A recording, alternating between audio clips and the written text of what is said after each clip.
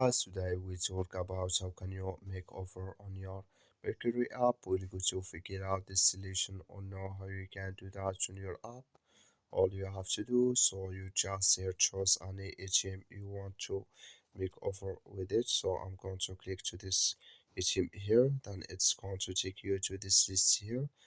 Then all you have to do, you just click here on make offer here. So when you click here on make offer, it's going to show for you a list like this. Here can you choose price here.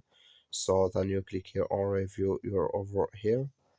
So then it's going to take you to this list here. Just switching to open video.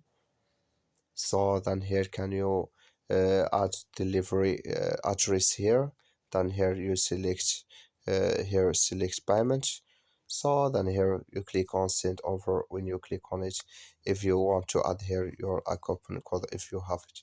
That's all you have to do. Thank you for watching. Don't forget to support us by liking and subscribe.